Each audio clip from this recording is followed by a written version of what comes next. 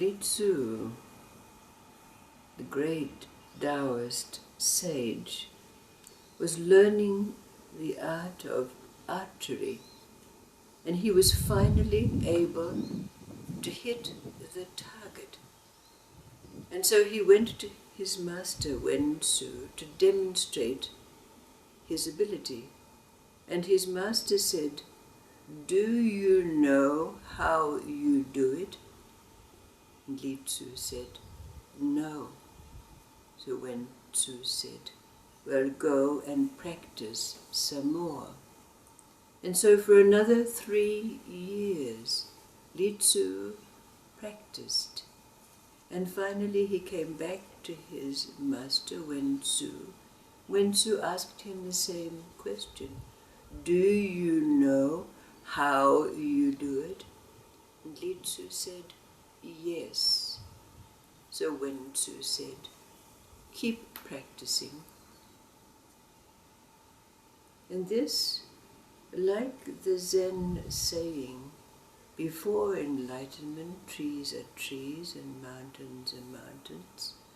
During enlightenment, trees are no longer trees and mountains are no longer mountains.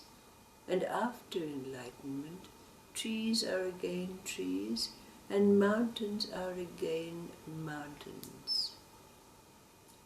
These seem like riddles or conundrums, and to the majority of people they are.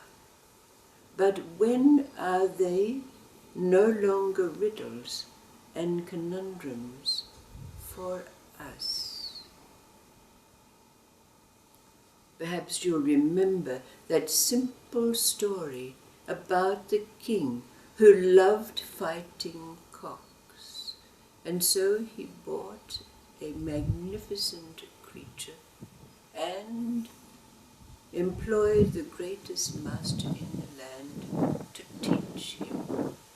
So the master said, "Give him to me for a week and then come." And after a week the king came, and the master said, "No, he's not ready. As soon as he hears another cock crowing, he responds and reacts. Leave him for another week." The king came back after another week. Master said, "No, he's not yet ready. Every time the hens come out of the coop, he preens himself, fluffs his feathers. He's not ready. Come back in another week." And so another week went by, and the king comes back, and the master said, "Yes, now he is ready. When the cocks crow in the distance, he remains completely still. No reaction. When the hens come out of their coop, he does not react. He is like wood. He is now invincible. Then there's another story of Li Tzu. After Li Tzu had been with his master, his grandmaster, old Chang, he took up residence in a certain place where he lived for 20 years. And during those 20 years, many people came for Li Tzu's teachings.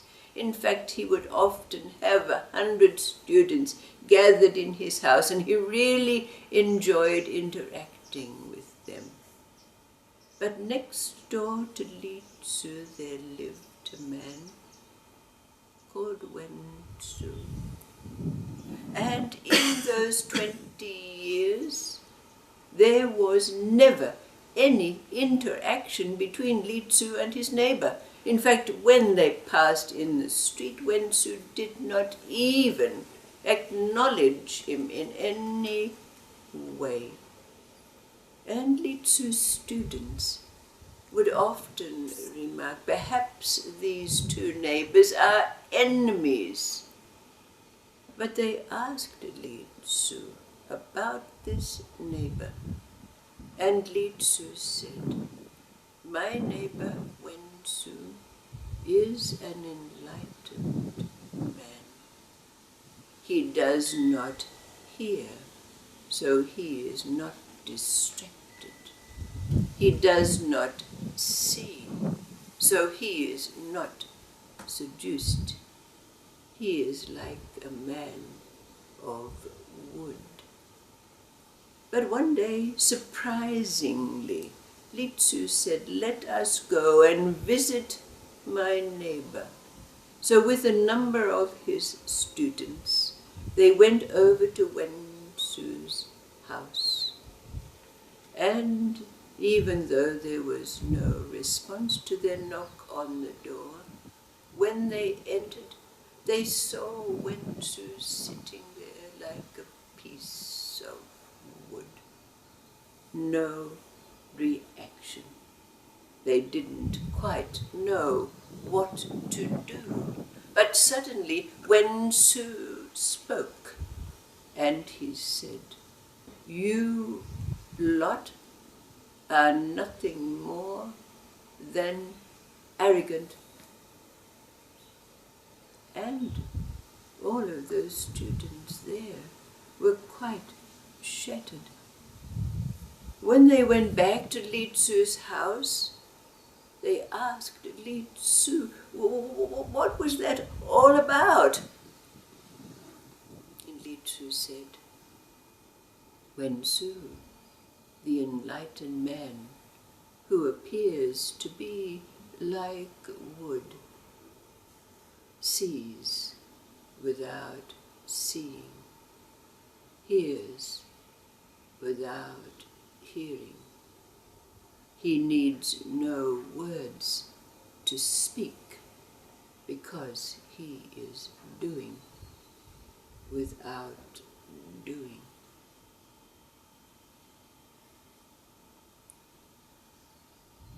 What for you is the similarity and or the difference between the story of the fighting cock and Wen Tzu and Li Tzu?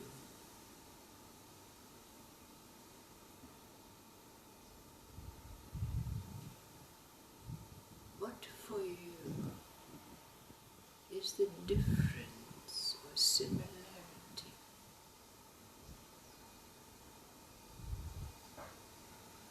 Bringing the possibility that we can recognize that riddles are no longer riddles.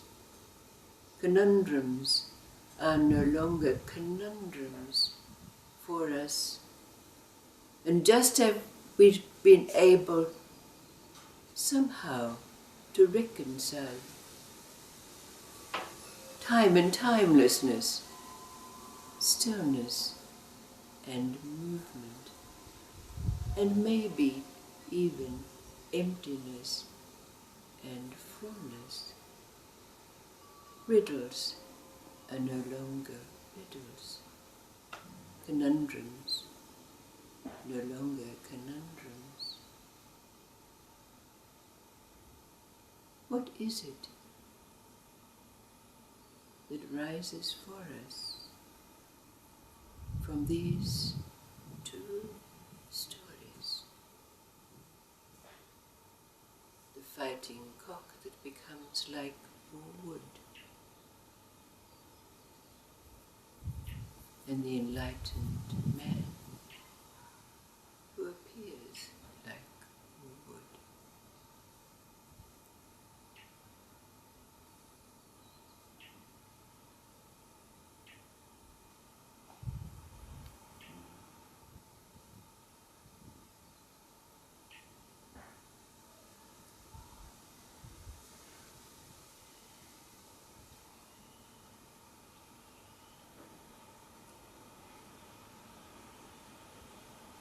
rock and the students, they're reacting to the noise around them. And so that, I guess, is the arrogance,